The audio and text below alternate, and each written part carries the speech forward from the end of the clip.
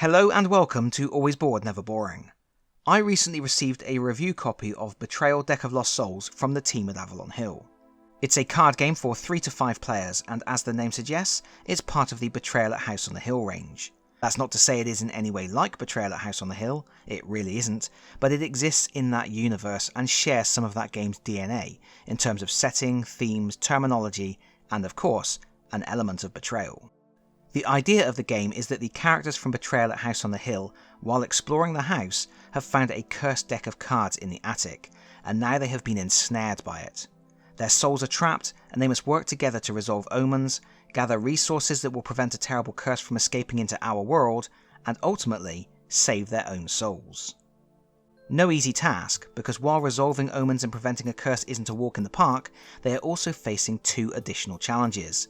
The potential presence of a traitor who has already succumbed to the lure of the deck's terrible promises of power, and a pretty bad rules book.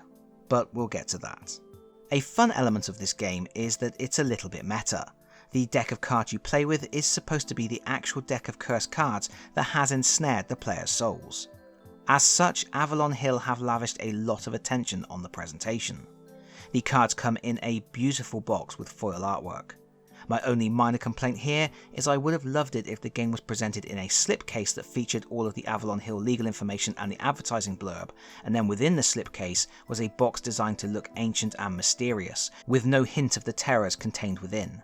That would have really sold the theme. The cards themselves are absolutely gorgeous.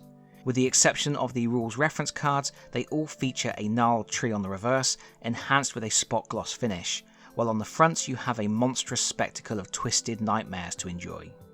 The art is surreal and outlandish, sometimes barely hinting at what they represent. The character cards and final curses even have gold leaf detailing that makes them feel like something really special. But the card designs are bordering on chaotic, a maddening noise that is at once entirely fitting for the nature of the game and yet also at times frustratingly difficult to read. Archaic fonts make it hard to parse instructions, important keywords sometimes blend into the swirling background, and it's not immediately apparent what some of the icons mean or represent. This is undoubtedly annoying, and will represent a barrier to entry for some players. And yet it's also thematically brilliant. These are the cards that have trapped you, and they don't want you to win.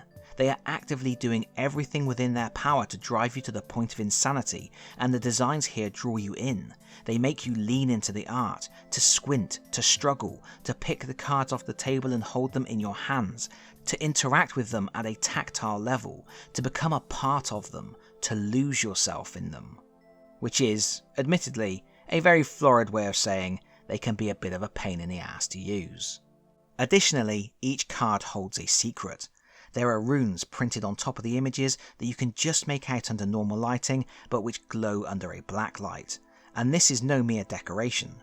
Every card holds a secret message. I actually made a whole video on decoding those messages, and if you haven't seen that, I will post a link to it in the video description below. For now, suffice to say, a lot of care and attention was put into how this game was presented. But enough about that. How does it actually play? To be honest, for the first few times I tried it, I didn't know. The rules were so poorly worded in key areas I couldn't figure out when and how to play cards, how many cards to play, or even how to resolve the endgame conditions and determine who won. It's not that the game is particularly complicated, it's incredibly simple.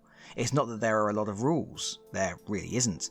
It's just the rules that are there are not worded clearly or consistently. For example, one important section of the rules reads, if you have any items that are needed, announce you are using them by placing them face up in front of you, or by announcing that you already have them in front of you. The next line then reads, the player to your left may now play an item in the same way. This makes it seem that the first player can play multiple cards, while each other player in the round can only play one card, but that's not actually the case. All players are allowed to play multiple cards. That is already a big rule that isn't conveyed clearly, but on top of that, revealing, playing, and using are all terms that are applied inconsistently to mean different things. It really does feel like every step of the way this game is fighting against you, doing everything imaginable to ensure your ultimate failure. Fortunately, good friend of the channel Kent Caliber, who was responsible for arranging for me to receive this review copy of the game, was able to get the ear of the Avalon Hill creative team for me and get answers to the key questions that had me stumped. So, hopefully, what follows is the correct rules, at least to the best of my understanding. As already mentioned, the game is for 3 to 5 players, but it seems to have been designed primarily for 4. If you play with only 3 players, then you also have to introduce a dummy player to pick up the slack. This player doesn't get a hand of cards and simply works as a dashboard where you can place face-up cards you might not otherwise be able to play. Meanwhile, if you play with 5 players, you have to introduce a special Inquisitor character who is more powerful than a regular character.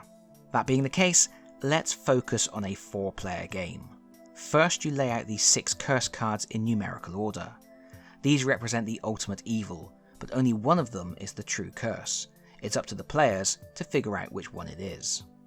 Next, shuffle the item cards, deal 4 to each player, and keep the remaining items as a draw pile. These cards should be kept secret from everybody else. Also, be aware there are 6 Charon's Obol cards that are entirely useless. Remove these from the deck if you want an easier game.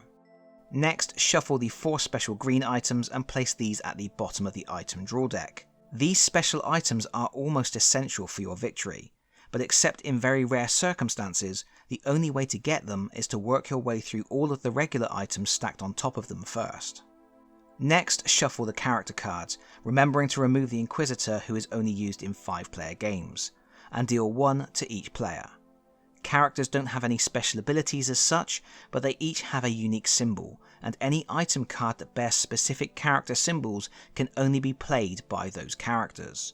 This will, out of necessity, force players to trade cards throughout the game, and is a double-edged sword. On the one hand, it makes it harder to play the cards you want to, when you want to, and there may be times when you inadvertently give useful cards to the traitor. But on the other hand, by carefully watching how players use the cards you give them, it is possible to develop a better understanding of who you can really trust. Character cards are placed face up on the table, they aren't secret information. However, what is secret information is each character's journey. Take 4 Explorer journey cards and 1 Traitor journey card, shuffle them and deal 1 to each player. Place the remaining journey card face down on the table. This setup means there is a good chance that one of the players at the table is a traitor, but there is a chance that there is no traitor at all, just an empty threat, an expectation of treachery overshadowing every interaction you make. Which begs the question, will you be betrayed by someone who you thought was a friend, or will you be betrayed by your inability to trust the people who really are on your side? Well, we've all been there. Next, you shuffle the deck of minor omens and deal 3 to each player, putting the rest in a draw pile. Then you shuffle the major omens, give 2 to each player, and put the rest in a draw pile. The omens are the portents of evil that will try to hurt you, but which also make it possible to glean the true nature of the final curse you need to defeat. And with all of that done, you're ready to play. The player who has the occultist character card will go first, and then play continues clockwise. The aim of the game is simple. Players will take turns presenting an omen to the table, and then everyone, or almost everyone, will work together to play the necessary cards to defeat that omen. Defeating omens will often give the players a hint, which they get to place beside one of the 6 curses. Once all omens have been played, the curse with the most hints beside it becomes the true curse. Loyal explorers only win the game if they then defeat the true curse. The traitor, if there is one, will win if the explorers fail to defeat the true curse, or if an explorer has no item cards in their hand and no items revealed in front of them at the end of a turn in which a major omen was played. On each turn, you must first complete a cooperation phase. This involves doing one of 3 actions. You can reveal 1 item from your hand, placing it on the table in front of you for everyone else to see. Remember, if an item has any character symbols on it, only those characters can play that card. In addition to using the reveal action to play a regular item from your hand, you can also use it to reveal hint items or items with unique abilities. These items don't have any symbols on them for defeating omens or curses, and the only way to bring them into play is to reveal them in the cooperation phase. When you reveal a hint item, you place it next to one of the 2 different curses listed on that card, making it more likely the selected curse will be the true curse in the endgame. Make sure you watch carefully where players place their hints. The traitor will be trying to trigger a curse that is harder to defeat. Meanwhile, if you choose to reveal an item with a unique ability, you can then use that item when required.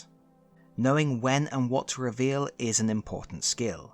If you are a loyal explorer, you want to reveal cards so your allies have valuable information to work with, but the more cards you put on the table, the more of an open book you become for the traitor, and the easier it becomes to thwart your plans.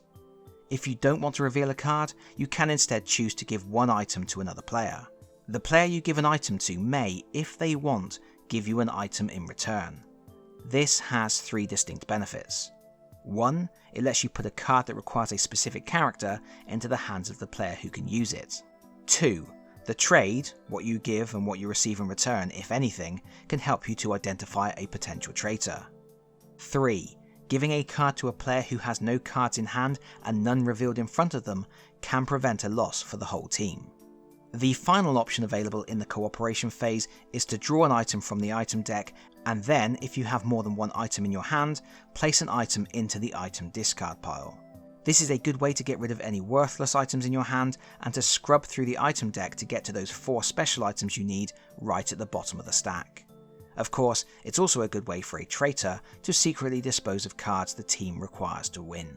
After you have performed one action, you move on to the omen phase of your turn. In this phase, you must select one omen from your hand, which you reveal in front of you. You can only play a major omen if you have no minor omens left in your hand. After playing an omen, you can reveal as many items from your hand as you wish and place them face up on the table in front of you. But those items must have icons on them that match the requirements of the omen.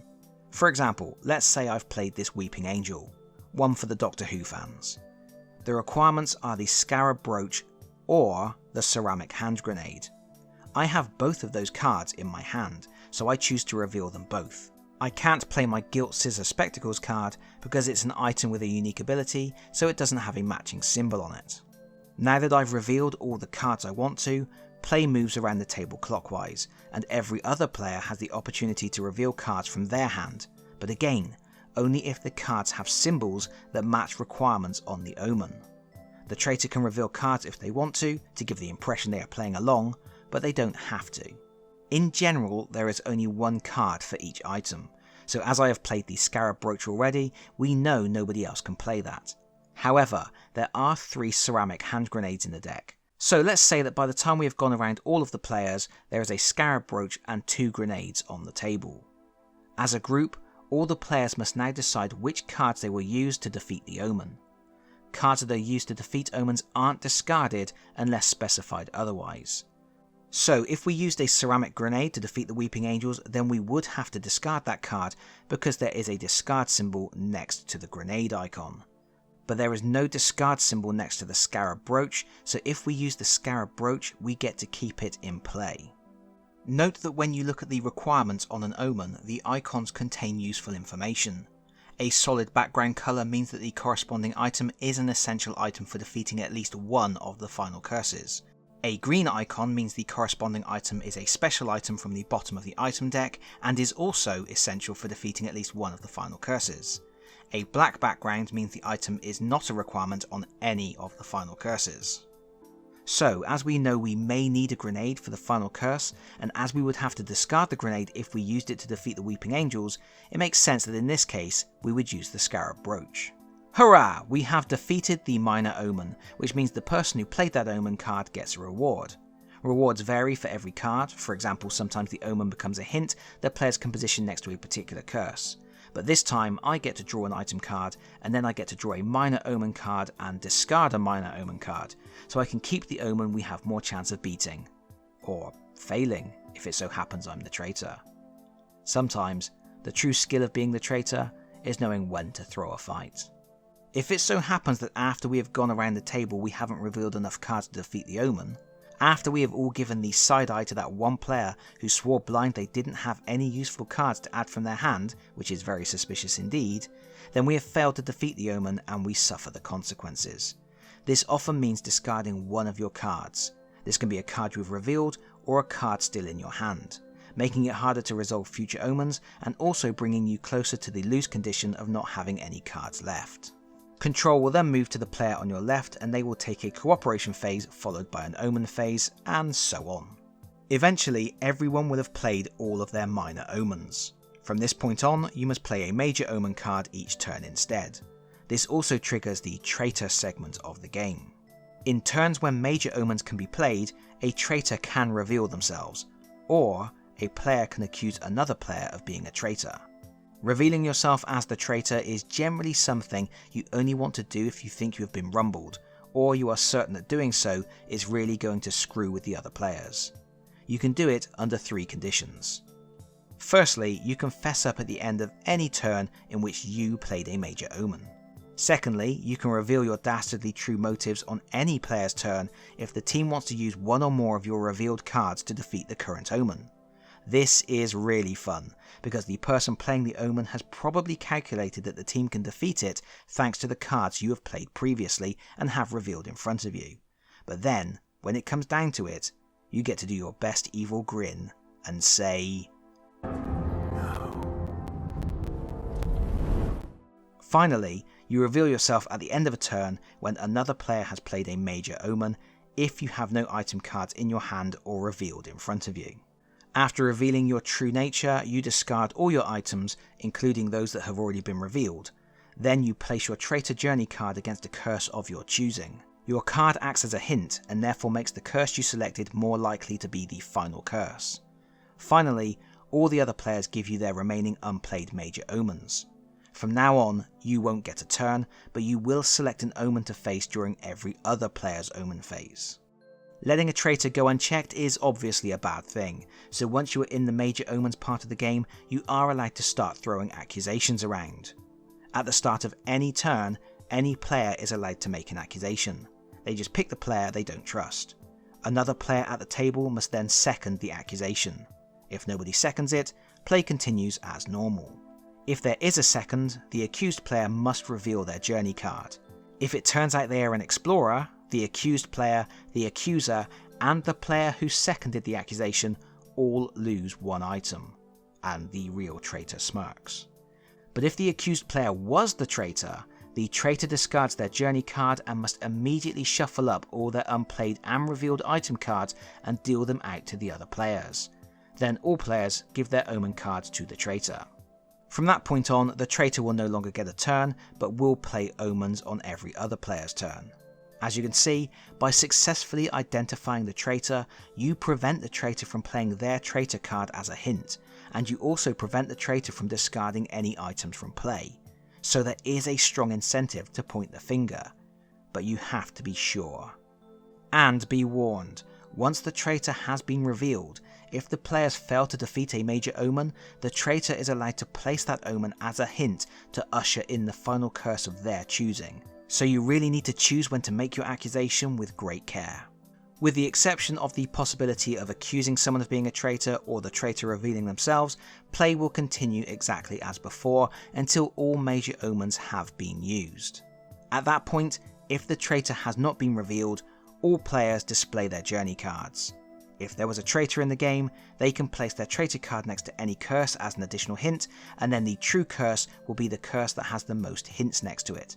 In the case of a tie, the traitor decides. If there wasn't a traitor in the game, then there is no true curse, and instead the players must defeat any 4 curses of their choice. Curses are defeated in exactly the same way as omens. You either have the required items, or you don't. Beat the true curse, or 4 curses, and you win.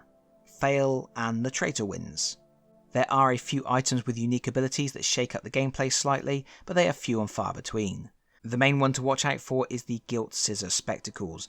This is a really powerful item that will allow you to discard items you have in place of items you don't, and can make all the difference between success and failure. It is something that the explorers really want to have, and they want to make sure the traitor never gets. But really, that's all there is to it. And it's fine. Mechanically, it all works. All the systems are in place to create an uneasy foundation for uneasy alliances, as with all good traitor games. There are plenty of opportunities to glean information from other players, to cooperate, to bluff, to secretly screw things up for everyone, and there are good decisions to make. The traitor is constantly evaluating whether or not to tank the team's chances of solving an omen, deciding whether to let through a minor victory to win trust. And the loyal explorers are constantly on the defensive, walking the knife edge between revealing the information they need their allies to know, while concealing the information they don't want the traitor to know. In essence, it's a very simple game. Reveal a card, pass a card or discard a card, then play an omen and see if you can beat it. Repeat. But as with most traitor games, it's the element of treachery that makes it something more than the sum of its parts. Without the traitor element, this is an average card game. With a traitor element, it's an average traitor game. I don't think it does anything incredible, but what it does really well. And the lovely presentation adds to the theme and makes the whole thing just that bit more special. I think this game will be particularly popular with fans of Betrayal at House on the Hill. It's a part of that universe. It incorporates the idea of omens and curses in a new way, and it almost feels like it could be one of the damned artifacts you would find in any game of Betrayal, right before your best friend turns out to be an eternal life-stealing monster or a world-conquering alien entity. And if you've never played Betrayal at House on the Hill, that's another game I will be covering on the channel at some point. However, having said all that, this is still an enjoyable game in its own right. Quick enough to be a filler, with enough to think about to make it worth repeated plays, and perfect to roll out when the weather grows cold, the mist thickens, the inky blackness of the night swallows the moon, and the dark creatures slither from their hiding places to stalk the shadowy realms where nightmares breed. And that is it from me for now. Thank you so much for watching. Betrayal Deck of Lost Souls is available to buy right now. I will put a link in the video description below. And as always, if you like the video, please consider pressing the like button. If you really like the video, please consider subscribing if you don't already do so. And hopefully, I will see you all again very soon. Bye bye everyone. Bye bye.